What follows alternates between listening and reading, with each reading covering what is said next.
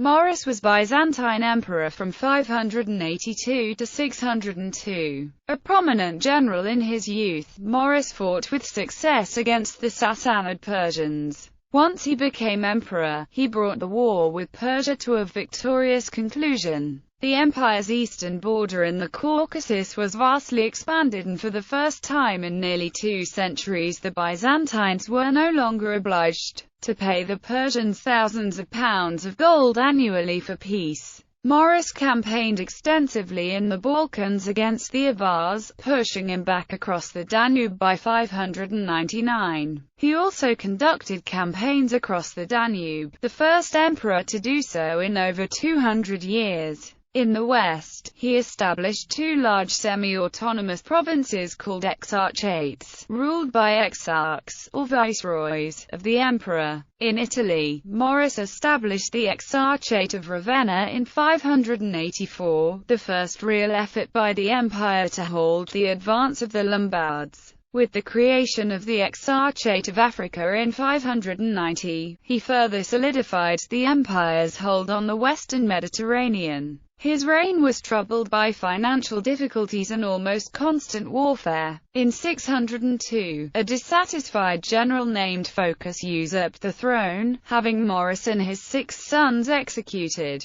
This event would prove cataclysmic for the empire, sparking a devastating war with Persia that would leave both empires weakened prior to the Muslim invasions. His reign is a relatively accurately documented era of late antiquity, in particular by the historian Theophylact Simocatta. To Maurice is traditionally attributed the authorship of the Strategikon, a manual of war which influenced the Byzantine military for nearly a millennium. Biography. Origins and early life. Maurice was born in Arabasis in Cappadocia in 539, the son of a certain Paul. He had 1 brother, Peter, and 2 sisters, Theoctista and Gordia, later the wife of the general Philippicus. He is recorded to have been a native Greek speaker, unlike previous emperors since Anastasius I Dicaurus. He may have been a Cappadocian Greek, or possibly he was a Hellenized Armenian. This issue cannot be determined in any way. The historian Evagrius Scholasticus records a descent from Old Rome. Maurice first came to Constantinople as a notarius, and came to serve as a secretary to the Comes Excubitorum Tiberius, the future Tiberius II.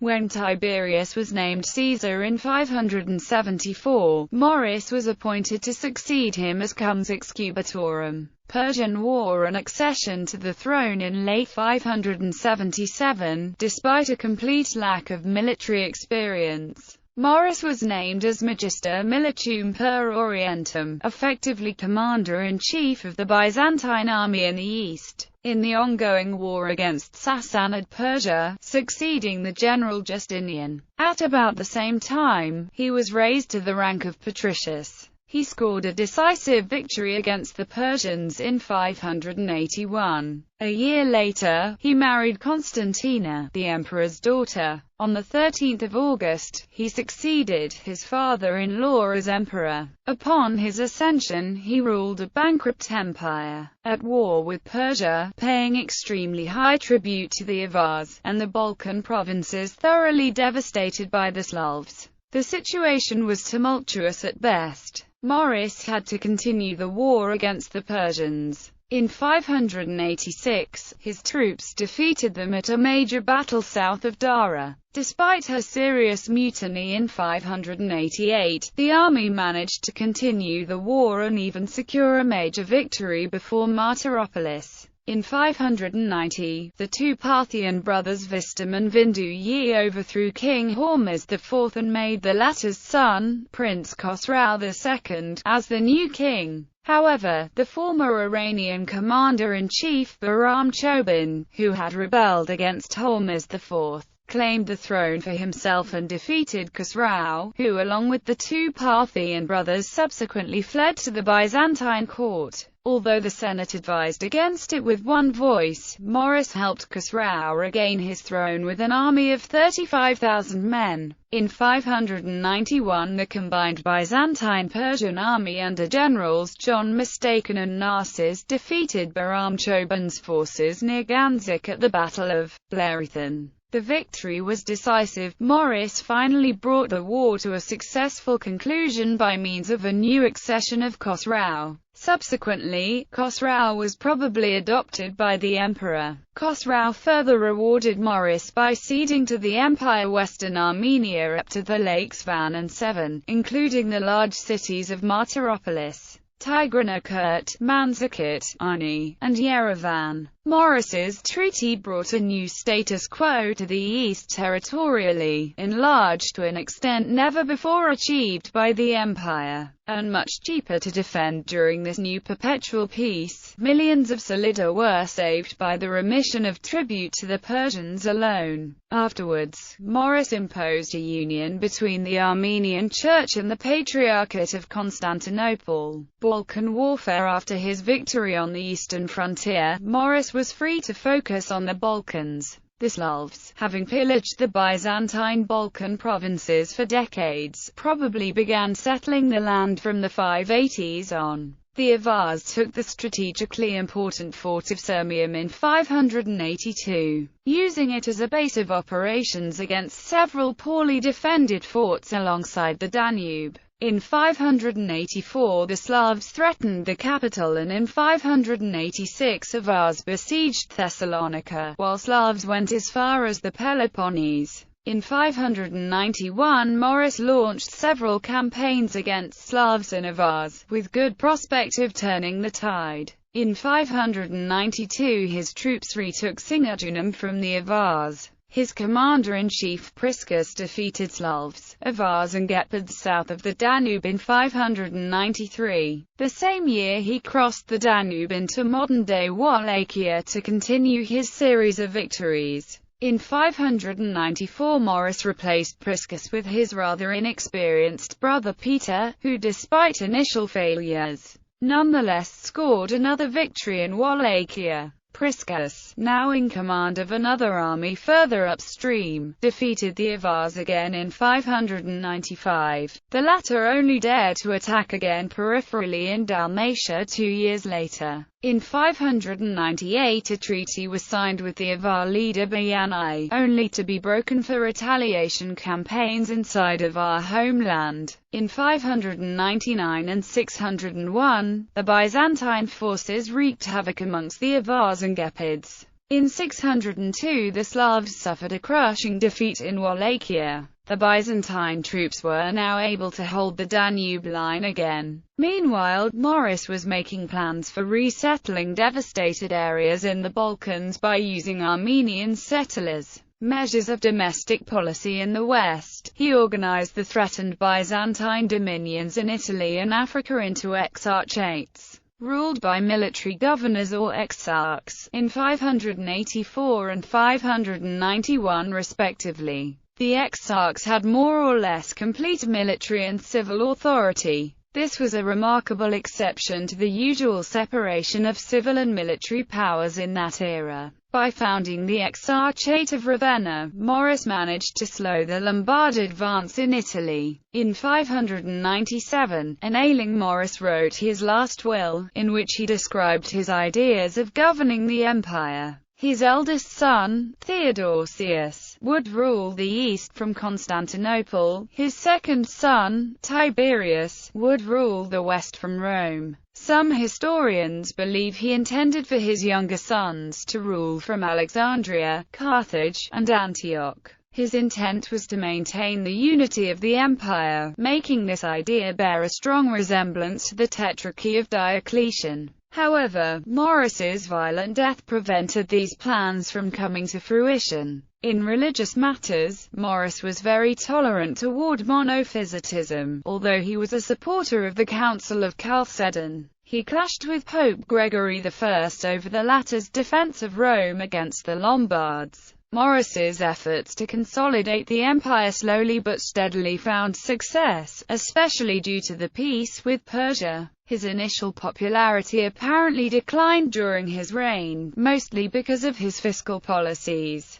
In 588, he announced a cut in military wages by 25%, leading to a serious mutiny by troops on the Persian front. He refused to pay a very small ransom in 599 or 600 to free 12,000 Byzantine soldiers taken prisoner by the Avars. The prisoners were killed, and a protesting military delegation, headed by an officer named Phocas, was humiliated and rejected in Constantinople. Death in 602, Maurice, always dealing with the lack of money, decreed that the army should stay for winter beyond the Danube, which would prove to be a serious mistake. The exhausted troops mutinied against the emperor. Probably misjudging the situation, Maurice repeatedly ordered his troops to start a new offensive rather than returning to winter quarters. After a while, his troops gained the impression that Maurice no longer mastered the situation, proclaimed Phocas their leader, and demanded that Maurice abdicate and proclaim as successor either his son Theodosius or General Germanus.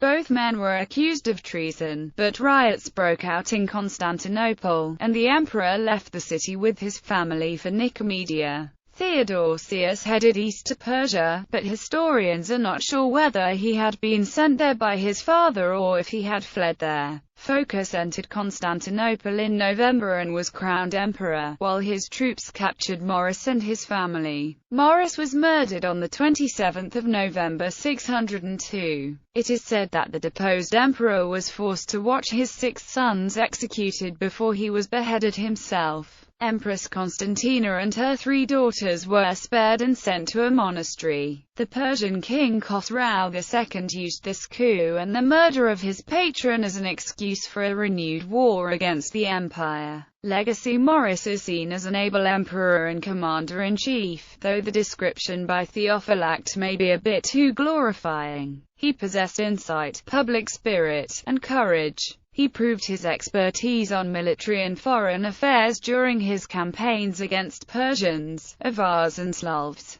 and also during peace negotiations with Khosrau II. His administrative reforms reveal him as a far-sighted statesman, all the more since they outlasted his death by far and were the basis for the introduction of such themes as military districts. His court still used Latin, as did the army and administration, and he promoted science and the arts. Maurice is traditionally named as author of the military treatise Strategikon, which is praised in military circles as the only sophisticated combined arms theory until World War II. Some historians now believe the Strategikon is the work of his brother or another general in his court. However, his greatest weakness was his inability to judge how unpopular his decisions were, as summarized by the historian C.W. Pravite Orton, listing a number of character flaws in the emperor's personality. His fault was too much faith in his own excellent judgment without regard to the disagreement and unpopularity which he provoked by decisions in themselves right and wise. He was a better judge of policy than of men. It was this flaw that cost him throne and life, and thwarted most of his efforts to prevent the disintegration of the great empire of Justinian I. The demise of Morris was a turning point in history. The resulting war against Persia weakened both empires, enabling the Slavs to permanently settle the Balkans and paving the way for Arab-Muslim expansion. English historian A.H.M. Jones characterizes the death of Maurice as the end of the era of classical antiquity, as the turmoil that shattered the empire in the next 4 decades permanently and thoroughly changed society and politics. Family relations: Maurice's marriage was fertile and produced 9 known children. Theodosius. According to John of Ephesus, he was the first heir born to a reigning emperor since the reign of Theodosius II. He was appointed Caesar in 587 and co-emperor on 26 March 590. Tiberius, Petrus, Paulus, Justin, Justinian, Anastasia, Theoctista. Cleopatra, a daughter Miriam, Maria is recorded by the 12th century chronicler Michael the Syrian and other Eastern sources as married to Khosrau II, but not in any Byzantine Greek ones. She is probably legendary. His brother Petrus became the Curopalates and was killed at the same time as Maurice was. Petrus married Anastasia Arobundar, daughter of Ariobandas, and had female issue. His sister Theoctista married a husband who died before 582, and had a daughter Gordia, who married Marinus, son of Nerses and wife Hesychia, by whom she had a daughter Theoctista, married to Christodorus or Christodoris and had issue. His sister Gordia married Philippicus, general, cum excubatorum and magister militum in 582, by whom she had a daughter, who married Artabastus Mamiconian, and had issue.